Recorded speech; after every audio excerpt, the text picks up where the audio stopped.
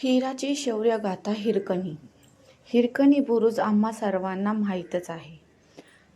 समोर आव्हाने आली तर एक साधारण अत्यंत घाबरट मुलगी बाई वेळेनुसार व वात्सल्य प्रेमापोटी किती धाडसी कृत्य करू शकते याचे उदाहरण म्हणजे हिरा, ज्याला शिवाजी राजांनी हिराच्या शौर्याची कथा जोडलेली तो रायगडावरील एक अतिशय खोल कडा आज हिरकणी बुरुज म्हणून ओळखला जातो व तो एका माऊलीच्या धाडसी हकीकत सांगतो.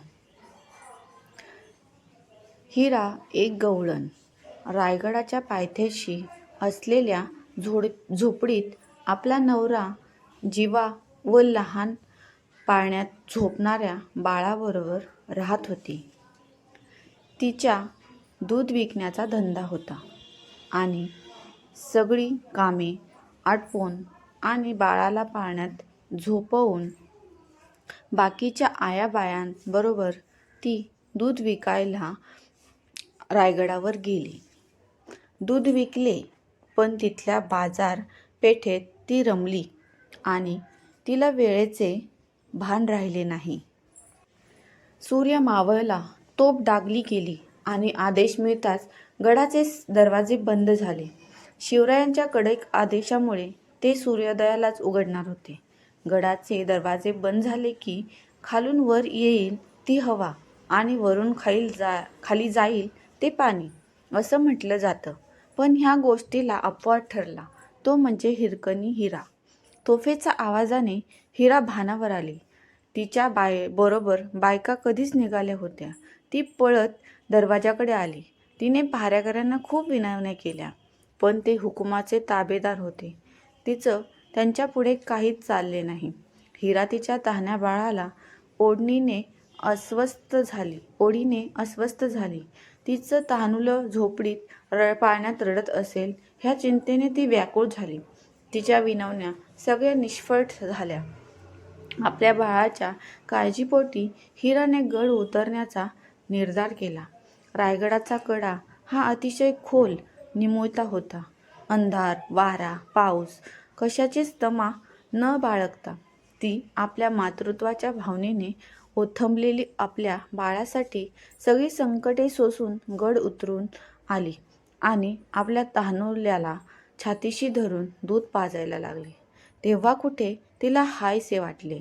हिरा कडा उतरून आली ही बातमी गावात पसरली आणि शेवटी ही गोष्ट महाराजांच्या कानावर ही गेली.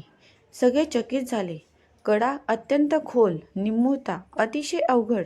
एवढीशी पोर भर अंधाऱ्या रात्री उतरली तर बलाढ्य शत्रूला सहजासहजी दिवसा ढवळा चढून आक्रमण करता येईल असे विचार महाराजांच्या मनात आले.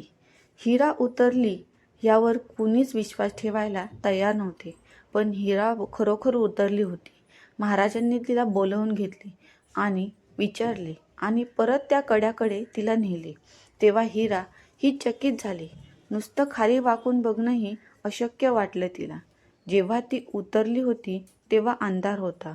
तिच्या मातृत्वाच्या पोटी तिला फक्त तिचं तहानवलं बाळ दिसत होतं. आपल्याला बाळाकडे जायचं आहे एवढंच तिचं लक्ष होतं. त्या प्रेमामुळेच तिने तो अतिशय अवघड कडा उतरायचे धाडस केले. तो शत्रूला काय कुणालाही उतरता आला नसता. हिराने एवढं धाडस केलं ते फक्त बाळासाठी. एक माता आपल्या चिमुकल्या करता किती शौर्य करू शकते हे हिराने सिद्ध करून दाखवले. शिवाजी महाराजांनी साडी चोळी व इनाम देऊन हिराचे कौतुक केले. तसेच त्या कड्याची आणखी उंची वाढवली आणि हिराच्या ह्या धाडसाची गोष्ट कायम लक्षात राहावी म्हणून त्या कड्याला हिराच्या नावे हिरकणी बुरुज हे नाव दिले. आजही रायगडाचा तो हिरकणी बुरुज हिराच्या धाडसी आठवण करून देतो. मित्रांनो, तुम्हाला ही कथा आवडली असेल तर चॅनलला लाईक आणि सबस्क्राईब नक्की करा. धन्यवाद.